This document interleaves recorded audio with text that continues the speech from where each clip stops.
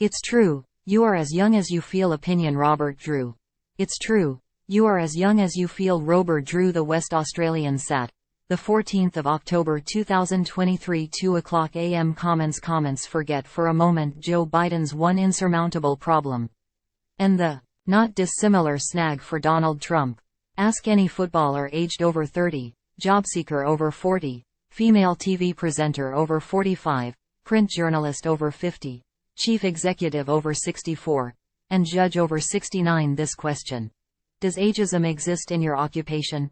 Is there an expectation that your position, role or performance would be better undertaken, regardless of their ability or inexperience, by someone much younger?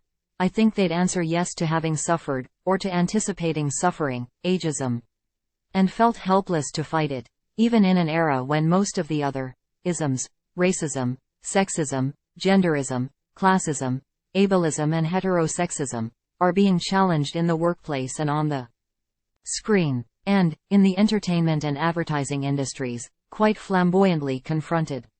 For example, until TV's current wave of aristocratic bodice-rippers, I didn't realize there were so many African dukes and duchesses populating the palaces in English history. Let's face it, in Western society most managers prefer younger employees. But some age renegades try to sneak into the ranks. A while ago I mentioned the optimistic Emil Ratelband, a then 69-year-old Dutch positivity guru and life coach, who said he looked and felt like a man in his 40s and wanted a court in his hometown of Arnhem to officially agree with him.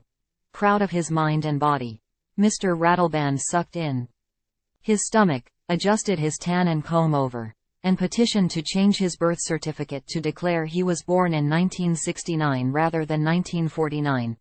My request is no different from a petition to change my name or gender, which everyone is now doing. It all comes down to free will, because nowadays in Europe and America we are free people, he stated, citing the prominent global personality whose style he admired most, Donald Trump, 77. No stranger to the orange hair dye, comb over, tooth whitener and tanning lamp himself.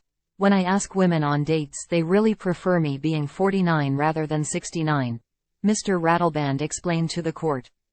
Time equals 400 ms. greater than good try, said the judges, most probably aged 69 as well.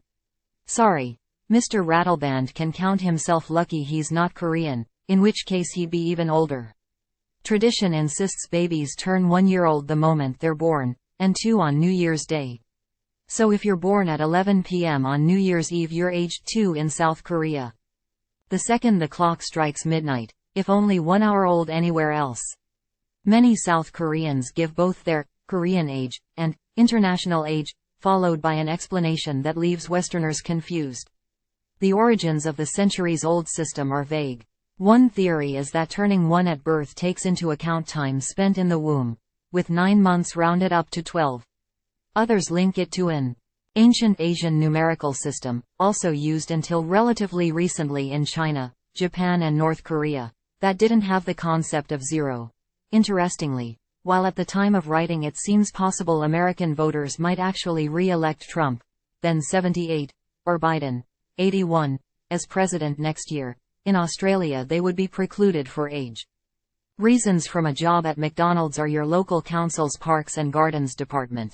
Incidentally, it's interesting there's no more war-prone leader than an elderly male politician who, when young, skillfully managed to avoid the military. Like Trump, Bill Clinton and our own Robert Menzies, who avidly supported conscription in World War I. But not to the point of enlisting. Psychologists point out that, not surprisingly, we prefer older leaders for stability and younger leaders for change. Most of the best-known revolutionary leaders, from Napoleon, aged 30, to Fidel Castro, 33, came to power when young. As for leaders in business, whereas most CEOs of the 500 Fortune companies are between 50 and 59 years old, entrepreneurial leaders, especially of tech companies, tend to be considerably younger, with more than half of them younger than 35. All of which seems complete nonsense when considering the career of the famous American stripper Tempest Storm, born Annie Blanche Banks. More than any other profession, you'd imagine, hers is dependent on youth and its physical advantages. Her career began in Los Angeles, escaping family abuse at the age of 17, and spanned more than 70 years, during which she allegedly had affairs with many celebrities, running the familiar gauntlet from Elvis Presley to JFK, who did go to war, before she stepped down at 77. Time equals 400 Ms. Greater than always a workaholic. She then made a comeback and was still performing striptease until she finally dropped the last garment in 2021, aged 93. Get the latest news from thewest.com.au in your inbox. Sign up for our emails.